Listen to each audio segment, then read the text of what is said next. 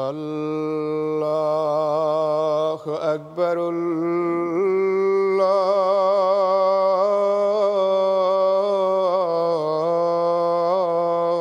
الله أكبر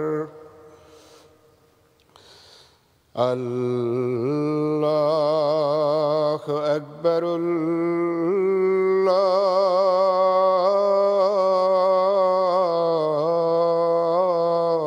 الله أكبر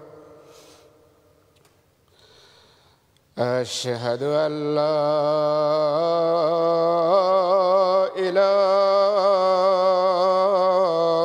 إله إلا الله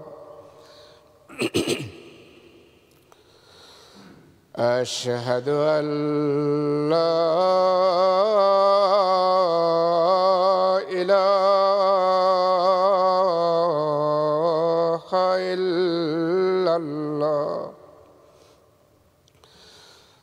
أشهد أن محمدًا رسول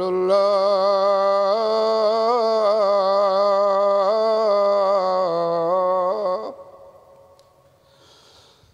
أشهد أن محمدًا رسول الله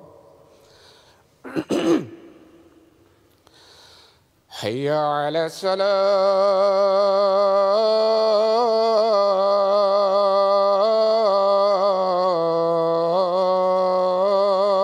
الصلاة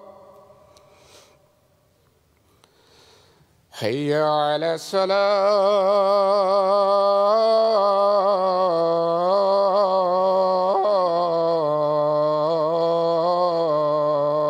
الصلاة حي على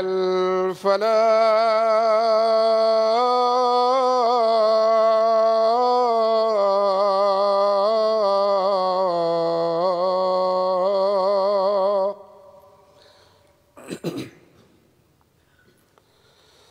حي على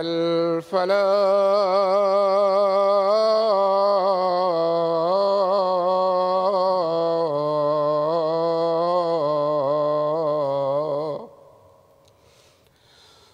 الله أكبر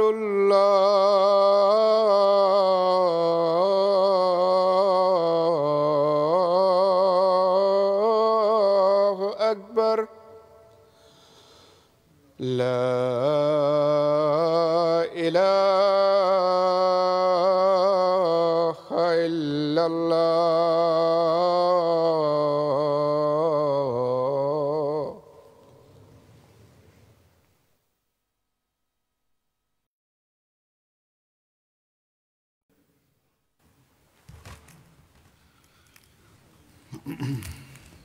السلام عليكم ورحمة الله. वालेकुम अस्सलाम वरहमतुल्लाहि वबरकातुहू।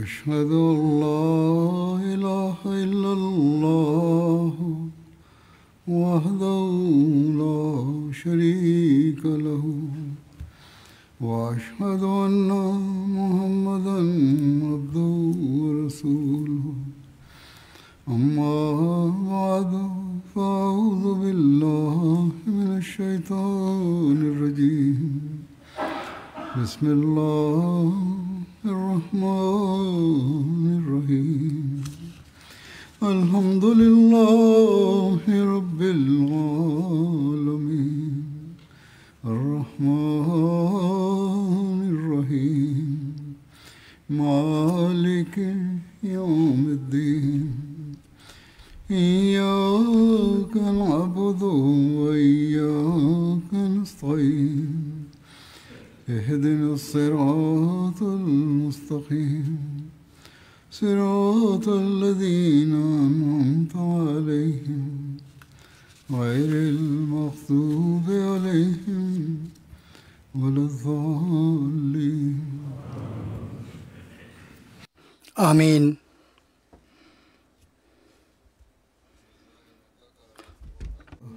মক্কার যুদ্ধাভিযানের আলোচনা হচ্ছিল।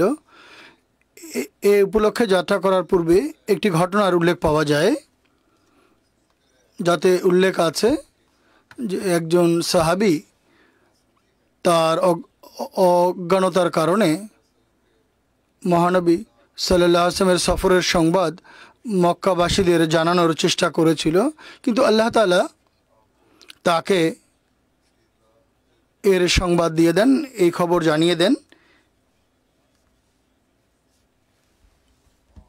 এবং মহানবী সাল্লাল্লাহু আলাইহি ওয়াসাল্লামের এই পরিকল্পনার সংবাদ কাফেররা পায়নি। এর বিস্তারিত বিবরণে লেখা আছে যে মদিনায় যখন মক্কায়ের উদ্দেশ্যে যাত্রা করার প্রস্তুতি আরম্ভ হয়, তখন একজন বদরি সাহাবী যিনি মদিনায় উপস্থিত ছিলেন, হযরত হাতেব বিন আবি বালতা ছিল তার নাম, তিনি কুরাইশদের উদ্দেশ্যে একটি চিঠি লেখেন, যাতে তিনি লিখেছিলেন যে মহানবী সাল্লাল্লাহু আলাইহি ওয়াসাল্লাম তোমাদের উদ্দেশ্যে যাত্রা করার প্রস্তুতি নিচ্ছেন বা প্রোগ্রাম বানিয়েছেন। তিনি এক মহিলার হাতে চিঠিটি তুলে দেন। তিনি মোজায়না গোত্রের সদস্য ছিলেন। সেই মহিলার নাম কানুদ ইয়া সাহারা ছিল, বনু আব্দুল মুত্তালিবের একজন কৃতদাসী ছিল।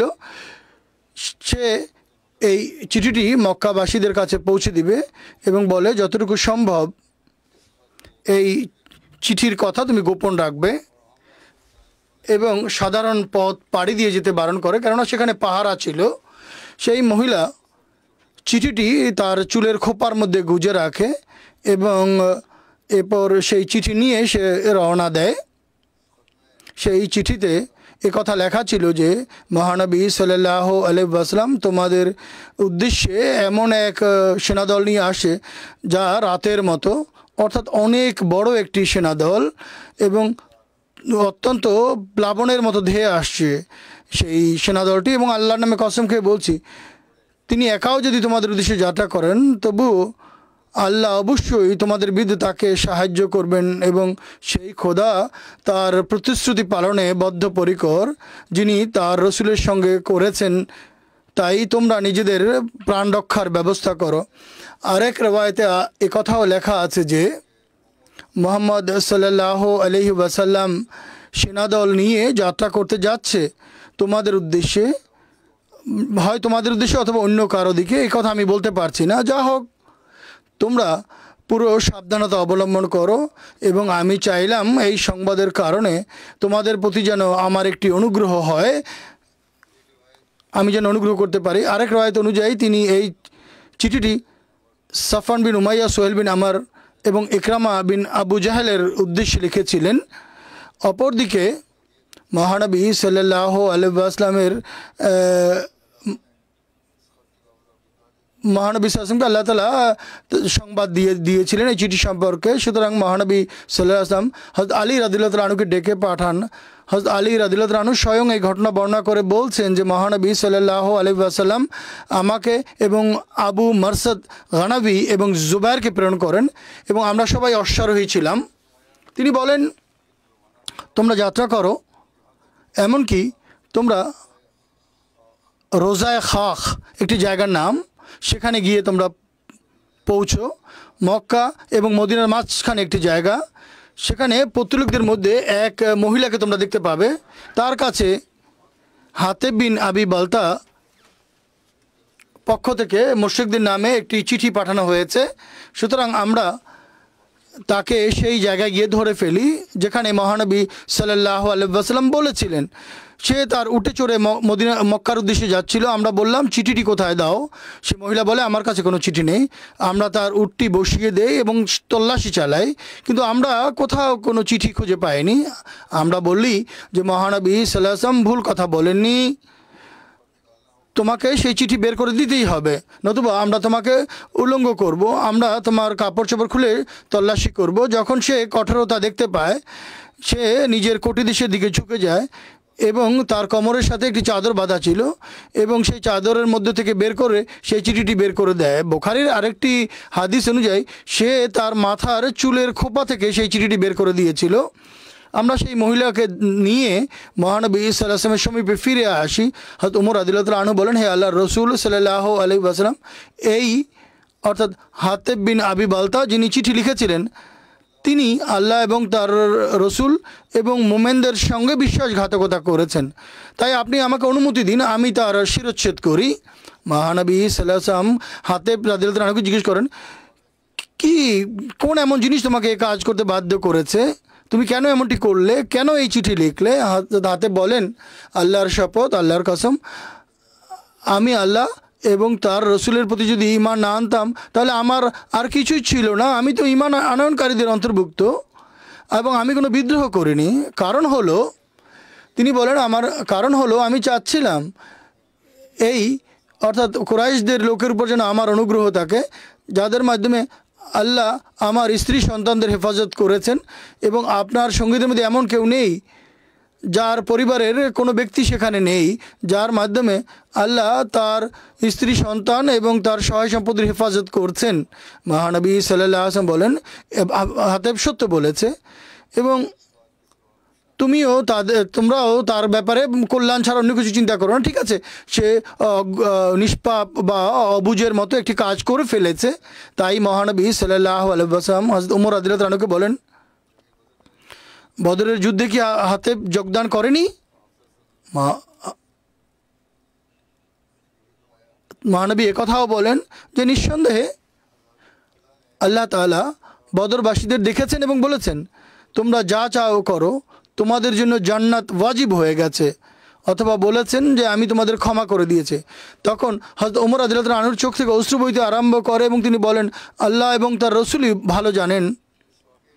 এই ঘটনাটির উল্লেখ হযরত মুসলিম মাউদ রাদিয়াল্লাহু তাআলা আনহু করেছেন তার নিজস্ব ভঙ্গিতে ইতিহাসের বিভিন্ন সূত্রের বরাতে। তিনি লিখেছেন যে মহানবী সাল্লাল্লাহু আলাইহি ওয়াসাল্লামের যুগে একজন সাহাবী তার আত্মীয় স্বজনদের অর্থাৎ মক্কায় বসবাসরত আত্মীয় স্বজনদের কাছে মহানবী সাল্লাল্লাহু আলাইহি ওয়াসাল্লাম মক্কায় আক্রমণের সংবাদ গোপনে পাঠাতে চেয়েছিলেন, যাতে এই সহানুভূতির কারণে সে তার আত্মীয় স্বজনের সাথে সদ্ব্যবহার করতে পারে।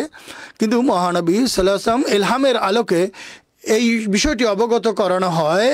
তিনি হযরত আলী এবং আরও কয়েকজন সাহাবীকে প্রেরণ করেন যে অমুক জায়গায় একজন মহিলাকে পাবে, তার কাছ থেকে গিয়ে সেই চিঠিটি নিয়ে আসো। তারা সেখানে গিয়ে ওই মহিলার কাছে চিঠিটি চায়, সে চিঠি দিতে অস্বীকৃতি জানায়। কিছুক্ষণ পরে সাহাবী বলেন, কেউ কেউ বলে যে মহানবী সাল্লাল্লাহু আলাইহি ওয়াসাল্লাম হয়তো ভুল করেছেন। হযরত আলী রাদিয়াল্লাহু তাআলা বলেন যে না, এটা হতে পারে না, মহানবী সাল্লাল্লাহু আলাইহি ওয়াসাল্লামের কথা কখনোই ভুল হতে পারে না। এটি ছিল তার দৃঢ় বিশ্বাস, ঈমান। যতক্ষণ পর্যন্ত এই মহিলার কাছ থেকে সেই চিঠিটি না উদ্ধার করব আমি যাব না। তিনি মহিলাকে ধমক দিলে মহিলা চিঠিটি বের করে দিয়ে দেয়।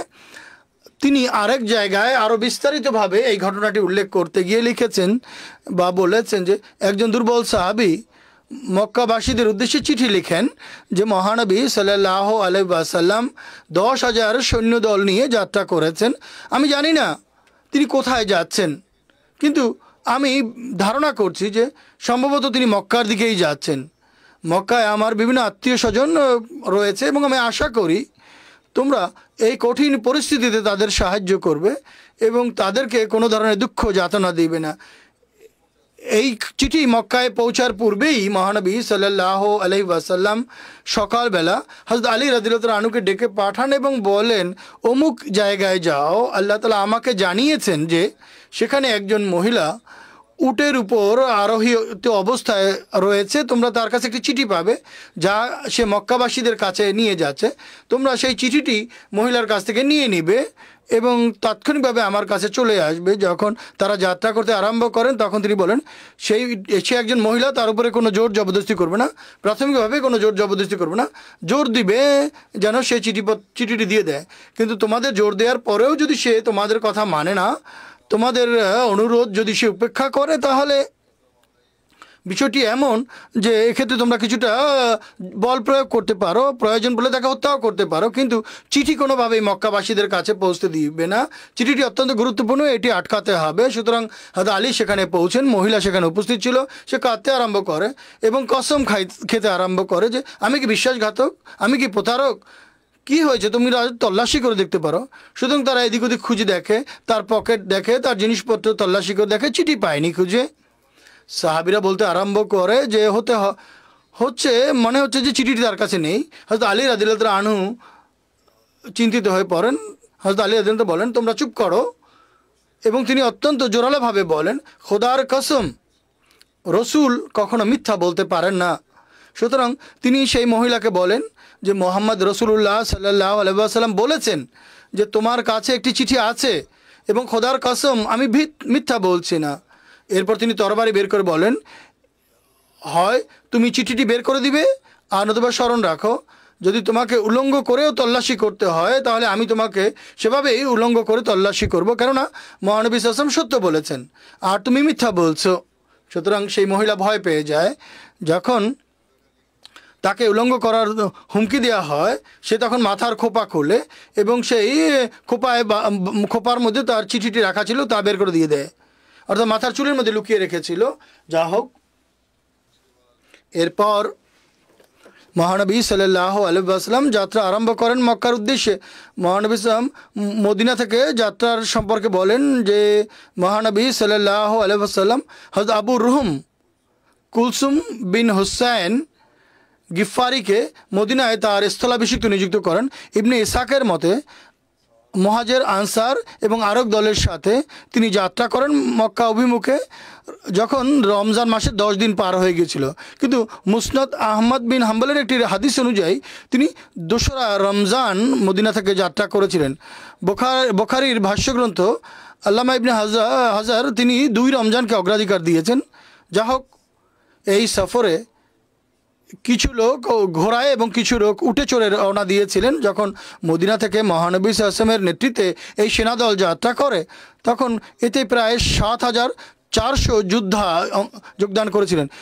এই দলে বিভিন্ন গোত্র আসাদ সুলাইম গোত্র যোগ দিতে অস্বীকার করে। এমনকি মক্কার পথে চলতে চলতে এই সংখ্যা 10,000 না, এই গোত্রও যোগদান করে।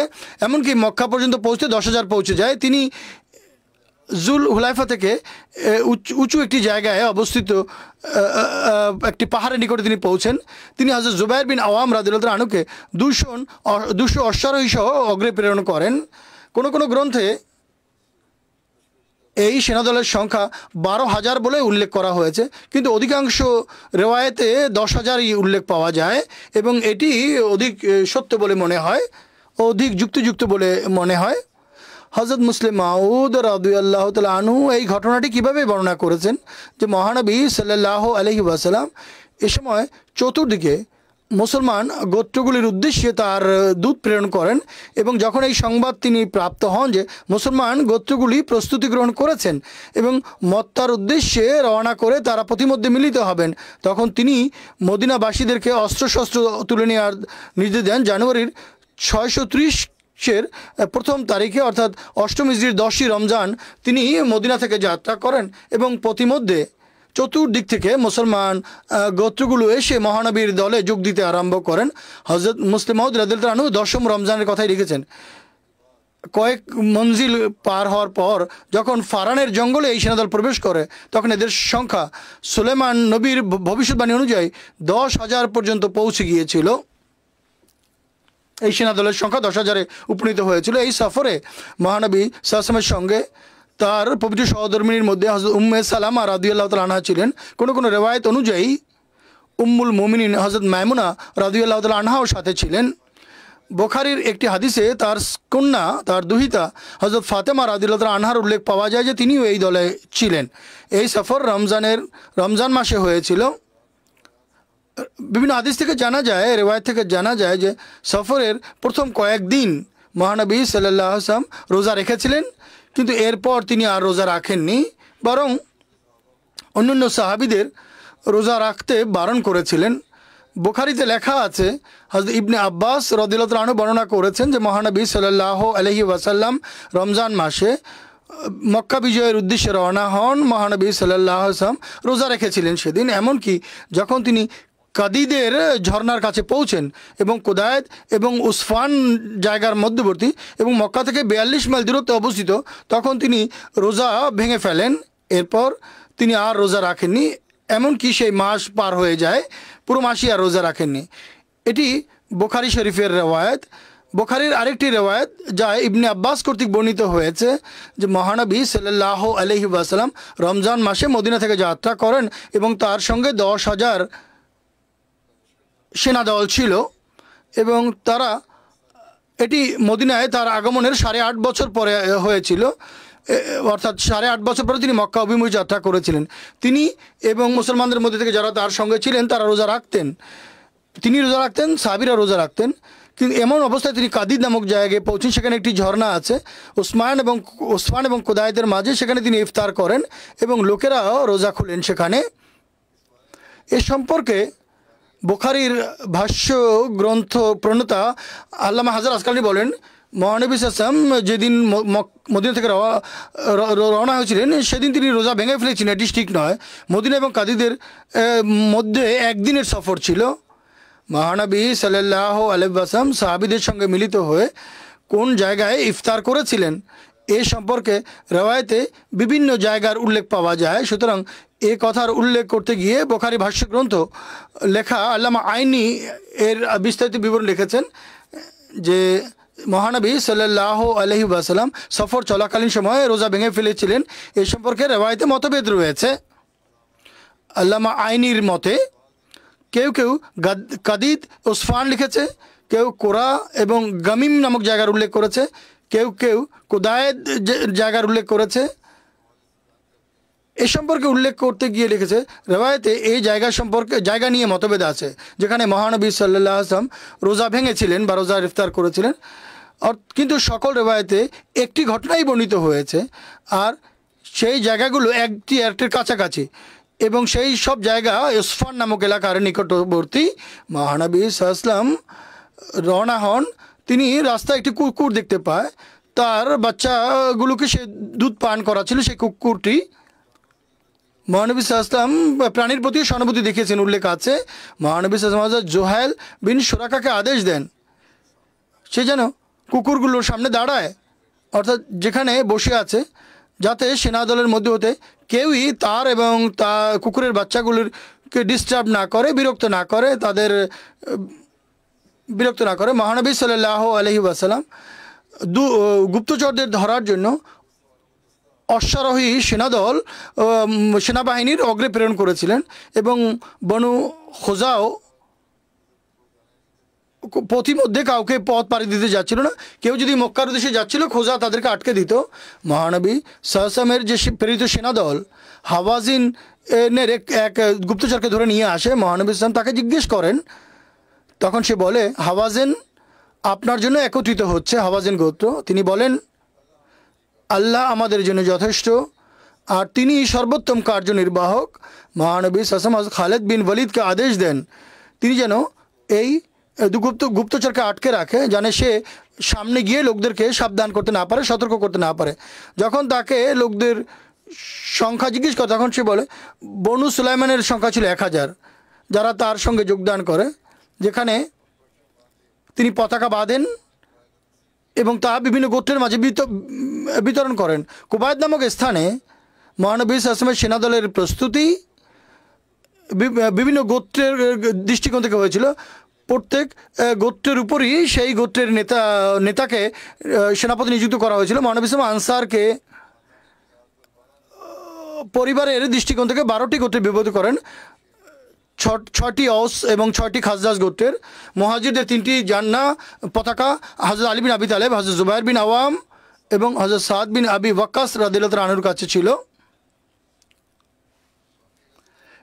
ঘটনায় উল্লেখ পাওয়া যায় যে এই ঘটনার সময় হযরত আবু সুফিয়ান বিন হারেস এই আবু সুফিয়ান বিন হারব নয় এবং আবদুল্লাহ বিন আবি উমাইয়ার ইসলাম গ্রহণ করার উল্লেখ পাওয়া যায়। মহানবী সাল্লাল্লাহু আলাইহি ওয়াসাল্লামের চাচাতো ভাই এবং দুধ ভাই আবু সুফিয়ান বিন হারেস, ইনি চাচাতো ভাই ছিলেন এবং দুধ ভাইও ছিলেন। তার পুত্র জাফর এবং আবদুল্লাহ বিন আবি উমাইয়া বিন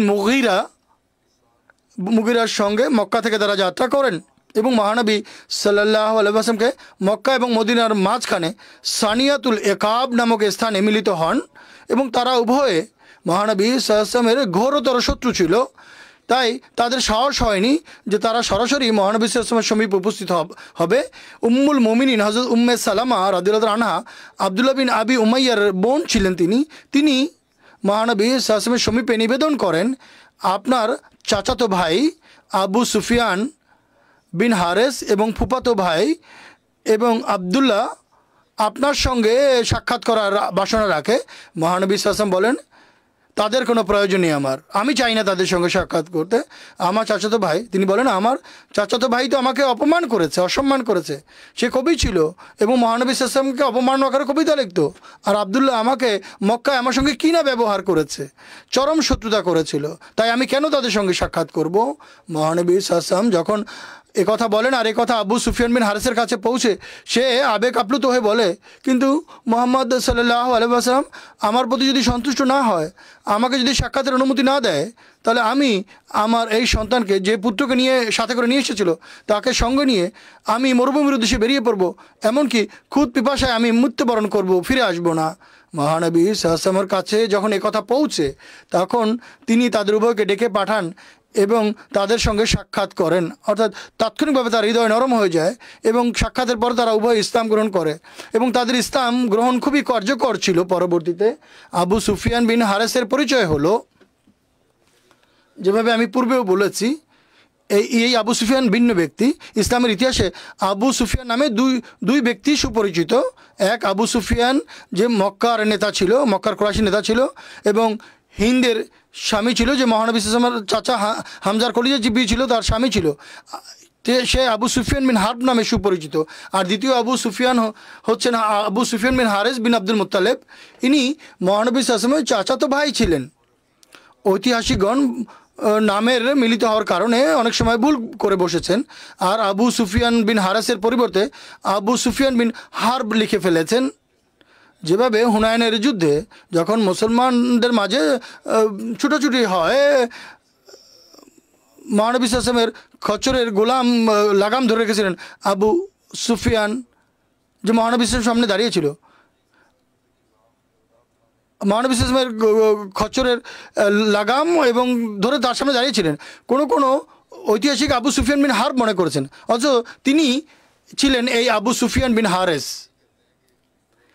ঐতিহাসিকগণ একথাই বলেন, তিনি আবু সুফিয়ান বিন হার্ব ছিল না, বরং আবু সুফিয়ান বিন হারেস ছিলেন। এবং তিনি মহানবী সাল্লাল্লাহু আলাইহি ওয়াসাল্লামের দুধ ভাইও ছিলেন, কেননা হালিমা সাদিয়া রাদিয়াল্লাহু তাআলা আনহা তাকেও দুধ পান করিয়েছিলেন।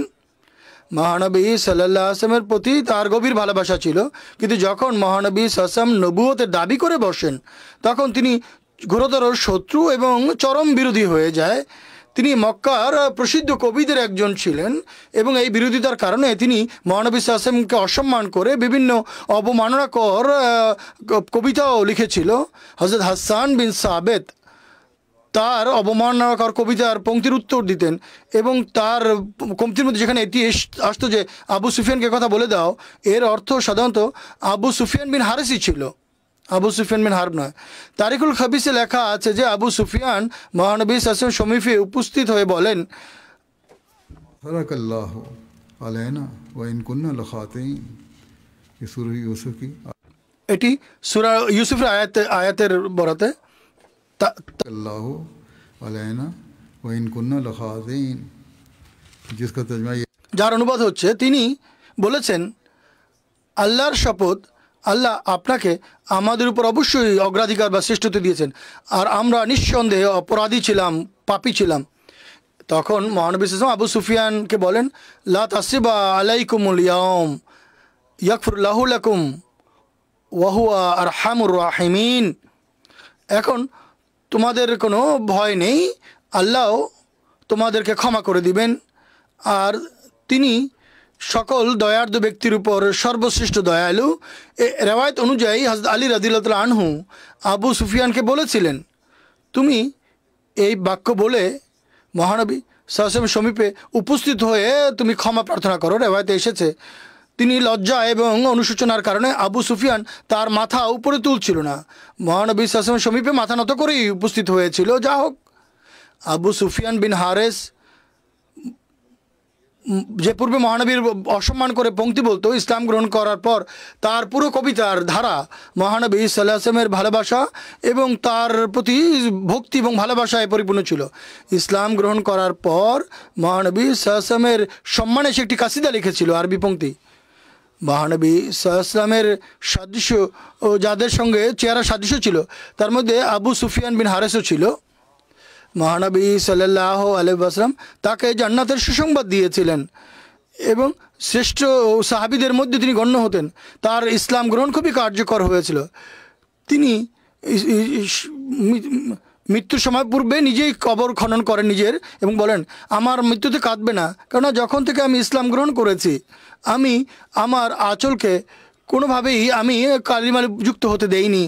মহানবী সাল্লাল্লাহু আলাইহি ওয়াসাল্লামের মৃত্যুতে তিনি এক হৃদয় বিদারক কবিতা লিখে তার বেদনা প্রকাশ করেছিলেন, যার কয়েকটি কবিতার পংক্তির অনুবাদ হচ্ছে, আমি অত্যন্ত উদ্বিগ্ন উৎকণ্ঠিত এই কারণে যে আমার রাত শেষ হচ্ছে না, আর বিপদগ্রস্ত ব্যক্তির রাত তো দীর্ঘই হয়ে থাকে, আর কান্না আমাকে প্রশান্তি দিয়েছে, আর এই কান্না সেই কষ্টের মোকাবেলায় যা মুসলমানরা পেয়েছিল তার মোকাবেলায় কিছুই না। যে সন্ধ্যায় মহানবী সাল্লাল্লাহু আলাইহি ওয়াসাল্লাম ইন্তেকাল করেন সেই সন্ধ্যায় আমাদের বিপদ আরও অনেক বেড়ে যায়, অনেক গুণ দীর্ঘ হয়ে যায়।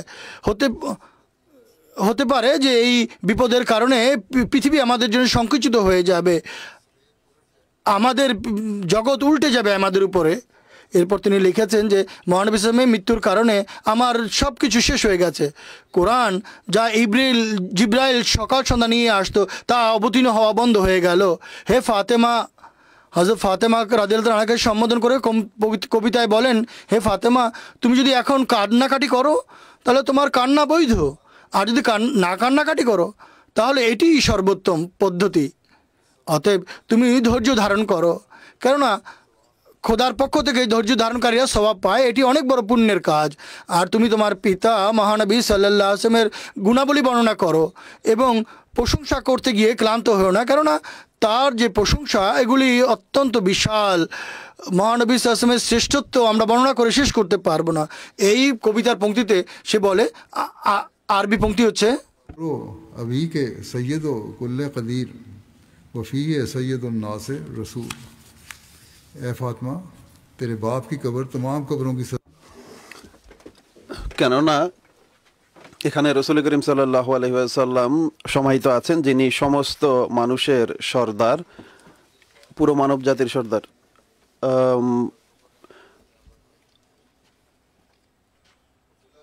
আব্দুল্লাহ বিন উমাইয়া যিনি দ্বিতীয় জন ছিলেন তার সংক্ষিপ্ত পরিচয় হলো, তার নাম হুজাইফা বর্ণিত হয়েছে যে মহানবী সাল্লাল্লাহু আলাইহি ওয়াসাল্লামের ফুপু আতেকার পুত্র ছিলেন। এই দিক থেকে তিনি মহানবী সাল্লাল্লাহু আলাইহি ওয়াসাল্লামের ফুফাতো ভাই ছিলেন আর উম্মুল মুমিনিন হযরত উম্মে সালামার ভাই ছিলেন। তিনি যখন নবুয়তের দাবি করেন, অর্থাৎ মহানবী সাল্লাল্লাহু আলাইহি ওয়াসাল্লাম যখন নবুয়তের দাবি করেন তখন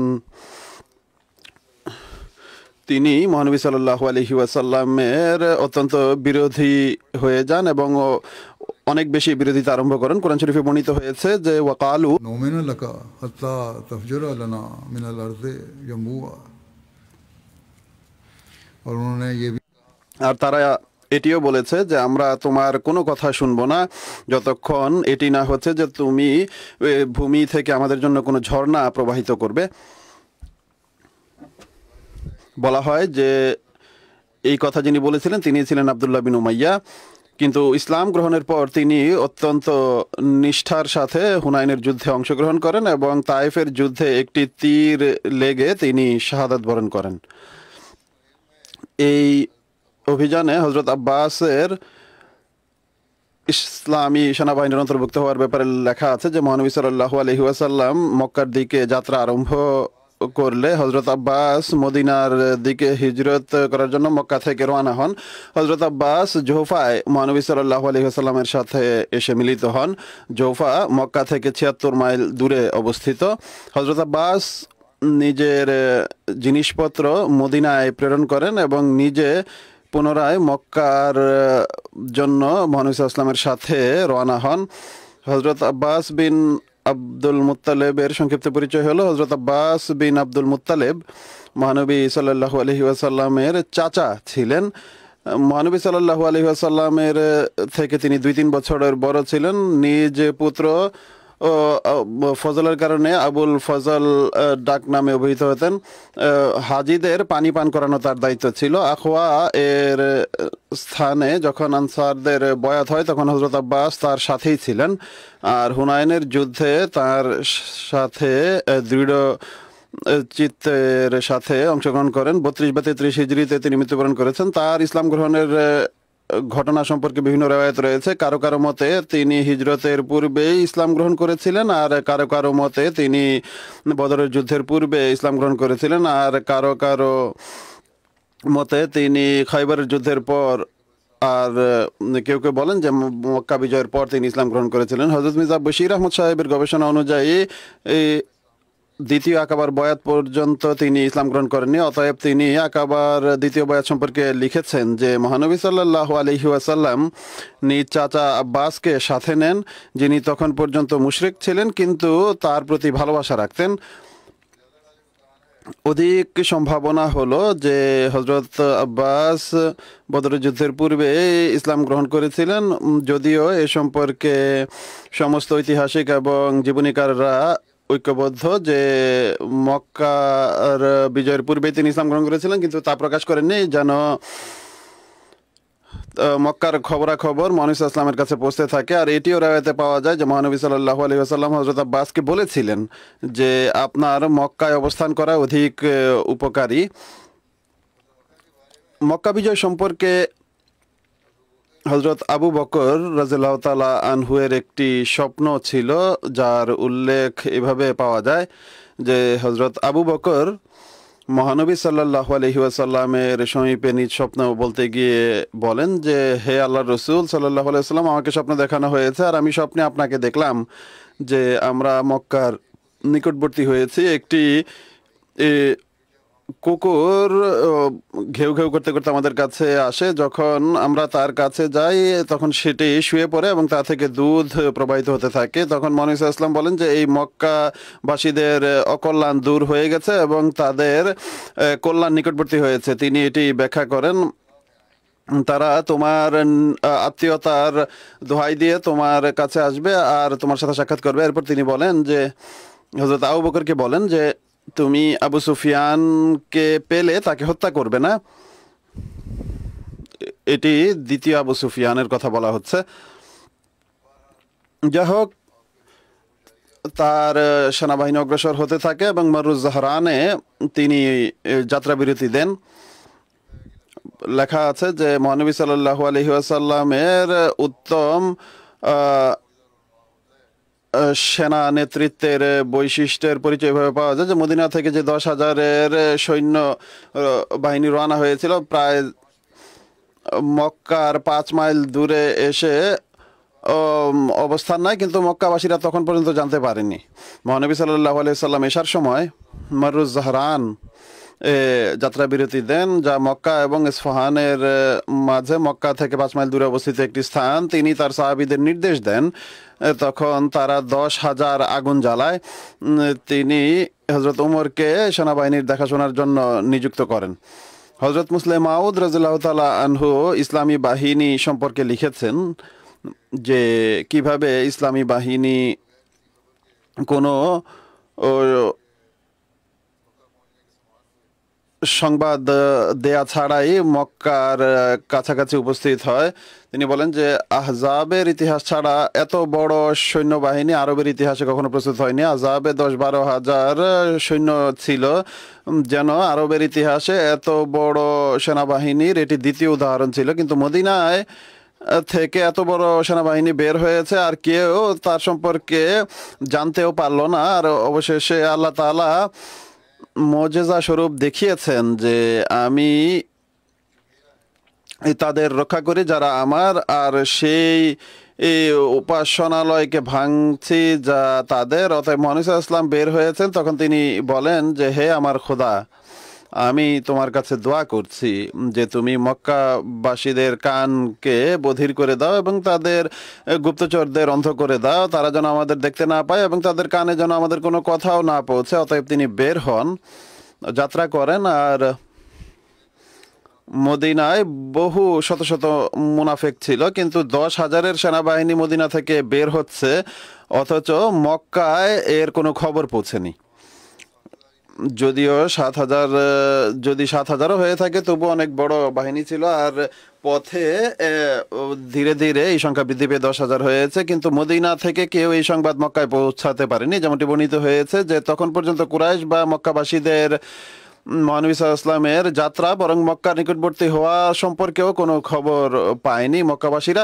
তারা এই বিষয়ে চিন্তিত ছিল যে তিনি তাদের উপর আক্রমণ করবেন, কিন্তু তারা এই আশা মোটেও করেনি যে মুসলমানরা তাদের উপর আক্রমণ করতে পারে। যদিও মক্কার বাসীরা কিছুটা সতর্ক অবশ্যই হয়েছিল, আর তারা রাতের বেলাও আশেপাশের অবস্থা দেখার জন্য ঘোরাফেরা করত। অনুরূপভাবে এক রাতে আবু সুফিয়ান মক্কার 2 সর্দার হাকিম বিন হিজাম এবং বুদাইল বিন ওরাকার সাথে ঘোরাফেরা করছিল। তারা সেনাবাহিনী তাবু এবং আগুন দেখে যেন তারাফার আগুন, এখন তারা নিজেরাই আন্দাজ করে বলে যে অমুক অমুক গোত্রে হবে, তাদেরকে এখন যে যুদ্ধ হয়েছে সেটি হয়তো বা উত্তেজিত করেছে। এরপর নিজেরাই তারা অনুমান করছিল যে তাদের সংখ্যা এতটা হবে না, তারা হবে, তাই তাদের হওয়া সম্ভব না। এরপর তারা বলে যে বনু হাওয়াজান হবে, কিন্তু এরপর নিজেরাই অস্বীকার করে যে তাদেরও হওয়া সম্ভব নয়। এরূপ অনুমান করা অবস্থাতেই তারা ঘোড়ার আওয়াজ এবং উটের আওয়াজ শুনতে পায়। এই আওয়াজ পেয়ে তারা আরো বেশি চিন্তিত হয়ে পড়ে। এই কথা তারা বলছিল এমন সময় মহানবী সাল্লাল্লাহু আলাইহি সাল্লামের গুপ্তচর যারা আশেপাশের অবস্থা যাচাই করে প্রহরা দিচ্ছিল, তারা তাদেরকে ধরে ফেলে এবং মহানবী সাল্লাল্লাহু আলাইহি সাল্লামের সমীপে উপস্থিত করার জন্য নিয়ে যায়। এক রাওয়ায়াত অনুযায়ী আল্লাহ তাআলা কাশফি ভাবে আবু সুফিয়ানের নিকটবর্তী হওয়ার সংবাদ মহানবী সাল্লাল্লাহু আলাইহি ওয়াসাল্লামকে দিয়ে দিয়েছিলেন। অতএব হযরত আবু লাইলা হতে বর্ণিত হয়েছে যে আমরা মরুজারান স্থানে তার নিকটবর্তী ছিলাম, তার সাল্লাল্লাহু আলাইহি ওয়াসাল্লামের নিকটবর্তী ছিলেন। তিনি বলেন যে আবু সুফিয়ান আর আকে রয়েছে যা মক্কা নিকটবর্তী একটি উপত্যকা, তাকে ধরে আনো। আমরা সেখানে গেলাম এবং তাকে ধরে আনলাম। ইবনে উকবা লিখেছেন যে আবু সুফিয়ান হাকিম বিন হিজাম এবং বুদাইল বিন ওয়ারাকা জানতেও পারেনি, এমনকি সাহাবীদের দল তাদেরকে ধরে ফেলে, যাদেরকে মহানবী সাল্লাল্লাহু আলাইহি ওয়াসাল্লাম গুপ্তচর হিসেবে প্রেরণ করেছিলেন। তারা উটের লাগাম ধরে। আবু সুফিয়ান জিজ্ঞেস করে যে তোমরা কারা? তারা বলেন যে মহানবী সাল্লাল্লাহু আলাইহি ওয়াসাল্লাম এবং তার সাহাবী।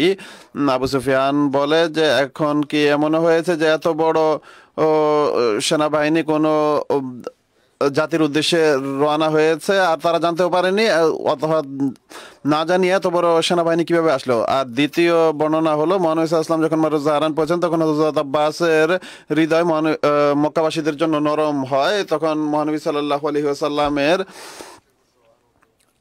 সাদা সাবা নামক খচ্চরের উপর সওয়ার হয়ে তিনি আরাক পর্যন্ত আসেন, আর মনে মনে ভাবছিলেন যে কোনো ব্যক্তিকে পেলে মহানবী সাল্লাল্লাহু আলাইহি ওয়াসাল্লামের আগমন সংবাদ মক্কাবাসীদের কাছে পৌঁছাবে আর তাদেরকে বলবেন যে মহানবী সাল্লাল্লাহু আলাইহি ওয়াসাল্লামের কাছে সন্ধি প্রস্তাব প্রেরণের জন্য যেন তিনি আক্রমণ করার পূর্বে অবস্থা শান্ত হয়। তিনি এটি ভাবছিলেন। এমন সময় আবু সুফিয়ান হাকিম বিন হিজাম এবং বুদাইল বিন ওয়ারাকার আওয়াজ শুনতে পান। আবু সুফিয়ান বলছিল যে আমি আজ পর্যন্ত এত বড় আগুন দেখিনি, এত বড় সেনাবাহিনীও দেখিনি। আর বুদাইল বলছিল যে আল্লাহর কসম, এটি খুজা এর অধিবাসীদের আগুন, যুদ্ধের আকাঙ্ক্ষা তাদেরকে উত্তেজিত করে রেখেছে। আবু সুফিয়ান বলে যে আল্লাহর কসম, খুজার লোকেরা দুর্বল এবং তাদের সংখ্যাও স্বল্প, এটি তাদের আগুন হতে পারে না। হযরত আব্বাস তাদের আওয়াজ শুনতে পান এবং তাদেরকে চিনতে পারেন, আর আবু সুফিয়ানও তাকে চিনতে পারে। হযরত আব্বাস আবু সুফিয়ানকে মহানবী সাল্লাল্লাহু আলাইহি ওয়াসাল্লামের কাছে নিয়ে যান, আর তার উভয় সঙ্গী ফিরে যায়। শুধুমাত্র আবু সুফিয়ানকে নিয়ে যান আর বাকি দুজনকে ছেড়ে দেন। আর এক রওয়ায়ত অনুযায়ী হযরত আব্বাস তাদেরকে নিয়ে গিয়েছিলেন। উভয় ধরনের রওয়ায়ত রয়েছে। হযরত মুসলিম মাউদ রাদিয়াল্লাহু তাআলা আনহু এটিকে এভাবে বর্ণনা করেছেন যে একদিকে মুসলমানদের এই সেনাবাহিনী মক্কার দিকে মার্চ করে এগিয়ে যাচ্ছিল, আর অপরদিকে মক্কার অধিবাসীরা আরো বেশি ভীত হচ্ছিল, যারা এই সম্পর্কে জানতো না। অবশেষে পরামর্শ করে আবু সুফিয়ানকে পুনরায় এই বিষয়ে রাজি করায় তারা, যে তারা যেন মক্কা থেকে বের হয়ে এই বিষয়টি জানার চেষ্টা করে যে মুসলমানরা কি করতে চাচ্ছে। মক্কা থেকে 1 মঞ্জিল দূরে গেলে আবু সুফিয়ান রাতের বেলায় জঙ্গলকে আগুনে আলোকিত দেখতে পায়। মহানবী সাল্লাল্লাহু আলাইহি ওয়াসাল্লাম নির্দেশ দিয়েছিলেন যে সমস্ত তাঁবুর সামনে যেন আগুন জ্বালানো থাকে। যুদ্ধে 10,000 ব্যক্তির জন্য লাগানো তাঁবুর সামনে আগুন জ্বালানো অবস্থায় একটি ভয়ঙ্কর চিত্র তুলে ধরছিল বা ভয়ঙ্কর অবস্থা তুলে ধরছিল। হযরত আবু সুফিয়ান জিজ্ঞেস করে যে এত বড় সেনাবাহিনী কি আকাশ থেকে অবতীর্ণ হয়েছে? কেননা আরবে এত বড় সেনাবাহিনীর কারণে সে কিছু গোত্রের নাম নেয়, কিন্তু নিজেই বলে যে না, এত বড় সেনাবাহিনী কোনো গোত্র হতে পারে না। এই কথা বলছিল এমন অবস্থায় অন্ধকার থেকে আওয়াজ আসে যে আবু হামজালা, এটি আবু সুফিয়ানের ডাকনাম ছিল। আবু সুফিয়ান বলে যে আব্বাস, তুমি এখানে কি করছো? তিনি বলেন, উত্তর দেন যে মোহাম্মদ রাসূলুল্লাহ সাল্লাল্লাহু আলাইহি ওয়াসাল্লাম এর সেনাবাহিনী সামনে রয়েছে। যদি তোমরা দ্রুত কোনো পদক্ষেপ না নাও তাহলে পরাজয় তোমাদের জন্য অপেক্ষা করছে, অর্থাৎ সন্ধি করে নাও, এটি শেষ উপায়।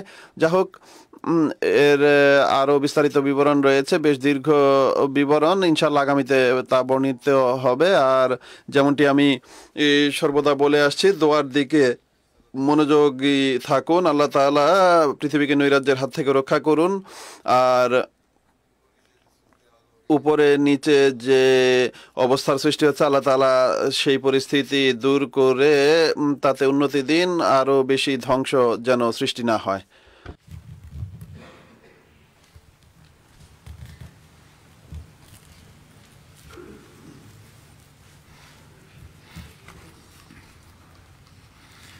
الحمد لله نحمده ونستعينه ونستغفره ونؤمن به ونتوكل عليه ونعوذ بالله من شرور أنفسنا ومن سيئات أعمالنا من يهده الله فلا مضل له ومن يضلل فلا هادي له ونشهد أن لا إله إلا الله ونشهد أن محمدا عبده ورسوله عباد الله رحمكم الله إن الله يأمر بالعدل والإحسان وإيتاء ذي القربى وينهى عن الفحشاء والمنكر والبغي يعظكم لعلكم تذكرون اذكروا الله يذكركم وادعوه يستجب لكم ولذكر الله أكبر.